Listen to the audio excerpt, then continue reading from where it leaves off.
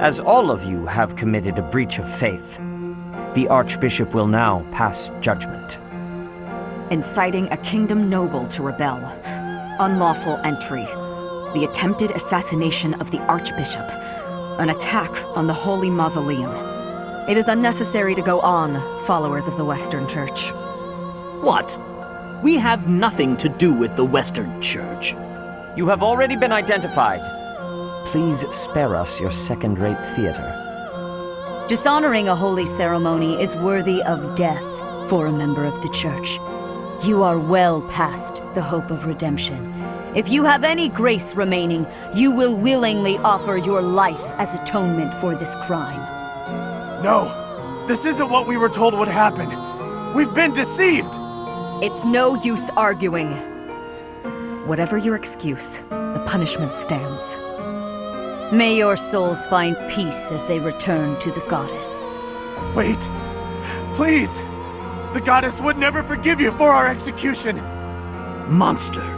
We know you've already slaughtered many of our fellow brethren like this. This concludes the investigation. Please remove these poor lost souls from my sight.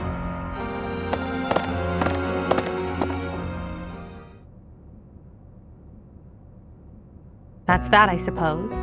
The assassination attempt, the attack on the Holy Mausoleum. It was all the Western Church's doing.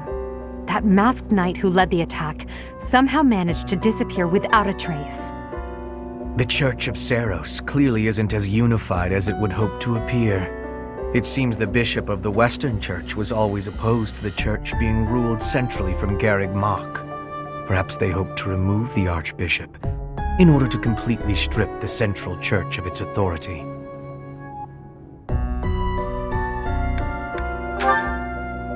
Oh, that's right. Geralt mentioned that you were raised without any exposure to the Church. In order to function more efficiently, the Church of Serous is split into several smaller entities. The Central Church is the largest, and leads the organization from Garreg Mach. The Western Church extends from Castle Gaspar, where Lord Lenato rebelled, into the far west. They can be found just beyond the most renowned stronghold of the kingdom, the fortress city of Aryan Road. It seems the knights have been tasked with subduing the leaders of the Western Church. We may be given the opportunity to help them with their mission. To think, our own professor was born in Fodlan, and yet knew nothing of the Church. I never imagined explaining something so basic to an instructor of mine. You're something of a special case, are you not? How strange that the Archbishop would ask someone like that to lead her students. There's clearly more to that decision than we know. Lady Rhea is pretty scary sometimes. But to execute that whole group, just like that? It seems harsh, even for her. If one of us does something bad, I wonder what she would do to us! Professor, do you agree with the Archbishop's actions? There you are, Professor. It seems Lady Rhea would like a word with you. Come with me.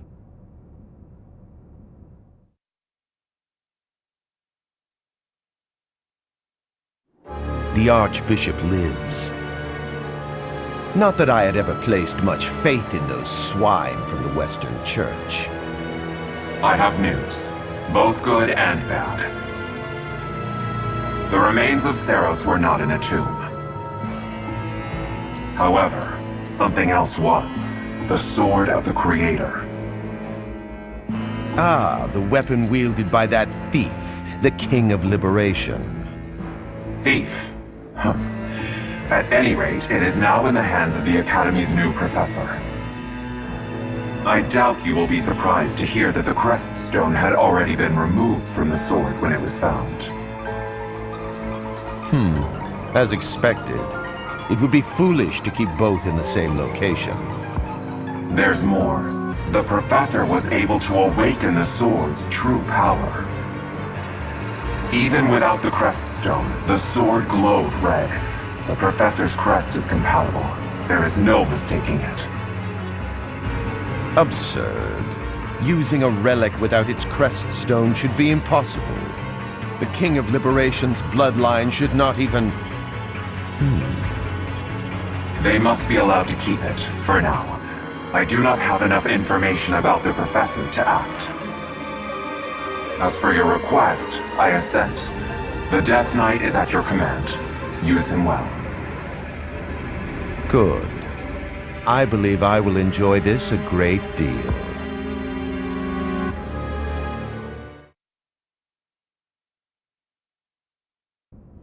I cannot thank you enough for defeating those invaders in the Holy Mausoleum, and especially for protecting the Sword of the Creator.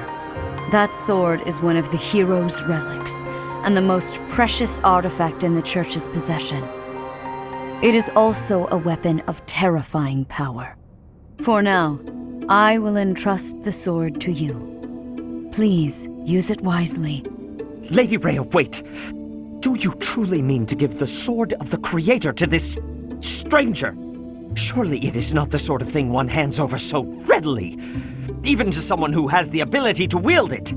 If someone like Nemesis were to appear again, all of Fodlan would be consumed by war. Nemesis, the King of Liberation. He is an ancient king of mankind who was defeated by Serous over 1,000 years ago. When Fodlan was attacked by wicked gods, it is said that the goddess gifted Nemesis with the Sword of the Creator. Nemesis used that sword to defeat the wicked gods, saving all of Fodlan. Henceforth, he was dubbed the King of Liberation. However, his power began to corrupt him until he himself turned to the darkness. Saint Serous was forced to destroy him. Lady Rhea, I beg you to reconsider. Given a little more time, we could more accurately assess this stranger's abilities. No. I have faith, Sereth. Faith that our friend here will not be corrupted by wickedness. Since the death of Nemesis, none have been able to wield the Sword of the Creator. Now, after all those long years of being sealed away, it has returned and found a new master. I understand. As you wish, Lady Rhea. There you have it, Professor. See that you do not betray the trust the Archbishop has seen fit to bestow upon you. The Sword of the Creator? The King of Liberation? Each tale is more confusing than the last. And I really can't read that Rhea at all. That sword is clearly precious. So why is she so keen to gift the thing to you?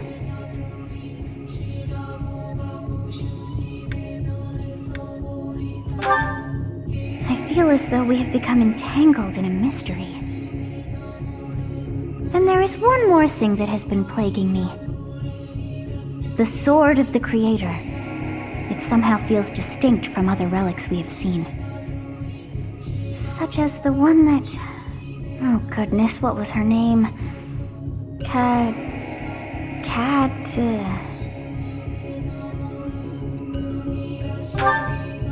Yes, her! The Sword of the Creator is different from her Thunderbrand in one key way. It bears a hole, where something should have been, but is no more. I despise not knowing what is going on. It frightens me. And yet, I place my trust in you. I must. Whatever comes to pass, please swear to cut a path that is your own.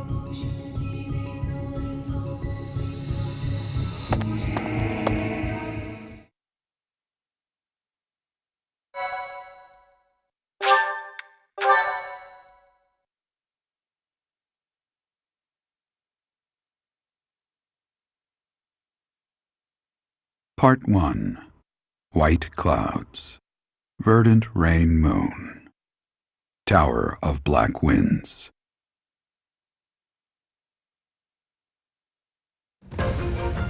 The ceaseless rains that satiate the verdant landscape of Fodlan are accompanied by fierce winds and mighty roars of thunder. This abundance of rain, sparkling as it falls against beams of emerging sunlight, is a constant reminder to the people of Fodlan that nature is ever wild and unpredictable. For when the rain finally does take pause, the clouds part and give way to a glorious rainbow.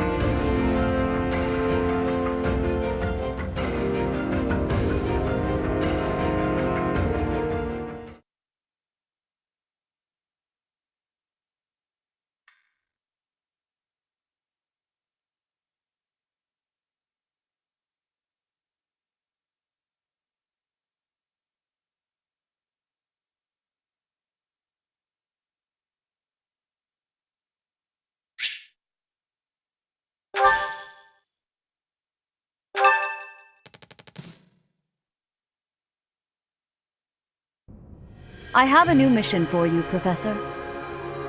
I would like for you to take your students into Kingdom territory to eliminate some thieves. They stole a hero's relic from House Gautier of the Holy Kingdom of Fargus, the Lance of Ruin. Their leader's name is Miklan. He is apparently a disowned son of House Gautier. I believe it had something to do with his lack of a crest. Such happenings are fairly common within the kingdom. The Crestless cannot unleash the goddess's power even if they possess a relic. Nonetheless, they are still capable of simply wielding those weapons. The hero's relics are immensely powerful weapons. We must meet this threat with adequate force. Unfortunately, most of the Knights of Serous are away from the monastery, purging the apostates of the Western Church. So we are entrusting you with this mission. After all, you wield the Sword of the Creator, which is more than capable of opposing any relic. The Sword of the Creator is a powerful weapon well beyond the other relics. You have nothing to fear. However, to ensure that no harm comes to the students, we will also send the monastery's most skilled individuals to aid you. I must remind you that you are expected to conduct yourself in a manner befitting the wielder of that holy sword. Also, you should know that Professor Hanneman has been looking for you. That is all. Professor, I heard about our mission for this month. A thief with a hero's relic is worrisome, but with you at our side, I'm certain we can handle him. After all, you have the Sword of the Creator. It was allegedly wielded by Nemesis, the King of Liberation. If the legends are true, you hold the power to stand against entire armies.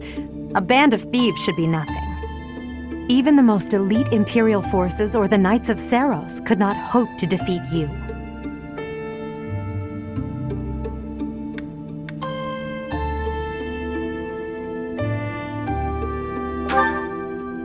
I'm just marveling at the potential. Besides, your power does not lie solely in the Sword of the Creator. You are stronger and more terrifying than you realize. Professor, when we leave the monastery, will you still think of yourself as my teacher?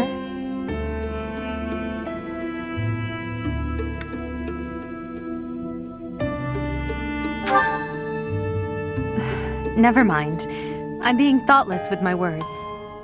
For now, let's just focus on the problem at hand. Good of you to come, Professor. I've heard much about you lately. Specifically, that you are able to awaken the Sword of the Creator's power. Thusly, it seems the true nature of your crest has been uncovered. I had, of course, seen your crest before. However, at first, I failed to recognize its true nature. Eventually, it dawned on me that what is visible is perhaps merely a small part of a greater whole. In other words, your crest is too significant to be detected when using normal instruments. After this discovery, I began researching crests that might fit that description, which allowed for a temporary hypothesis. However, I could not be certain. The crest my conclusions led me to was far too unusual. A crest thought to have disappeared from this world in the millennium since the fall of Nemesis, the King of Liberation.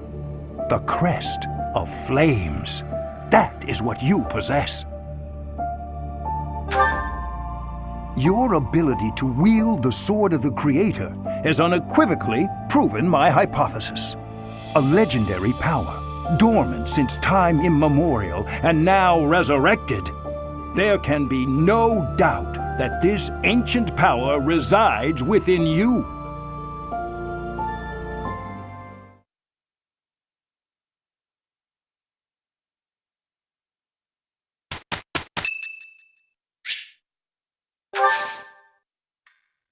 Thank you.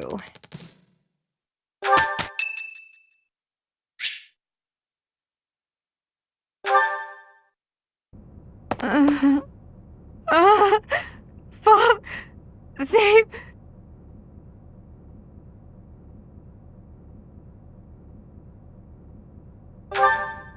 A ghost, perhaps? No, that is surely not the case. What is that look upon your face? I am no ghost, if that is what was on your mind.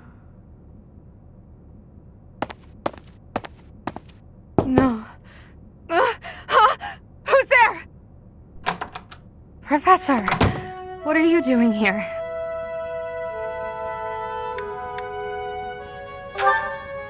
Oh? Perhaps I was talking in my sleep. So you heard me then. Yes, it was a nightmare. I've had them since I was a child. Stupid, pointless dreams I can't control. It's terribly frustrating.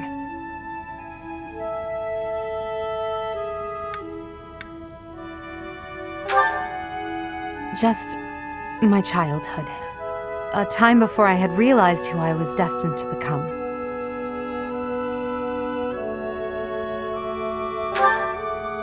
I had a feeling you'd say that. I suppose I could try, but only if you swear not to tell a soul. I appreciate it. I dream of my older brother, paralyzed, helpless. My older sister crying for help that never came. The youngest babbling words beyond meaning. I see my family dying slowly, waiting in the darkest depths for a glimmer of light. I once had 10 siblings, 8 older and 2 younger. Such a large family, and yet I became the heir to the throne. Do you know why? Every last one of them was crippled by disease, or lost their mind, or died. I was the only one left who could inherit the throne.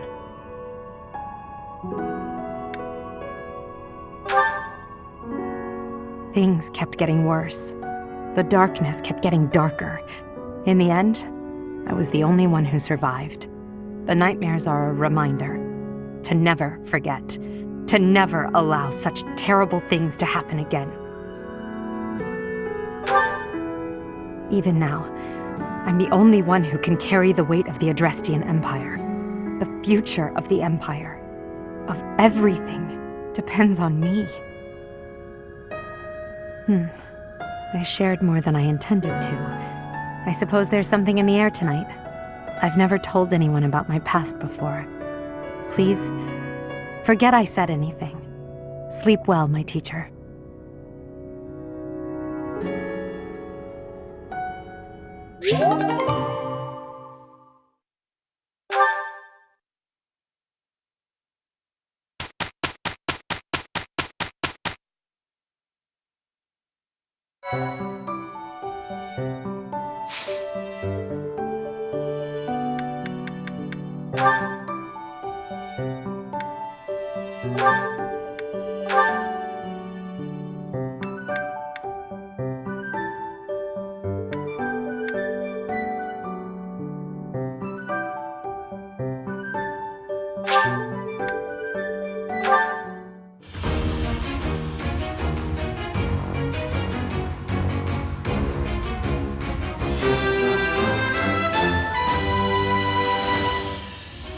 As expected,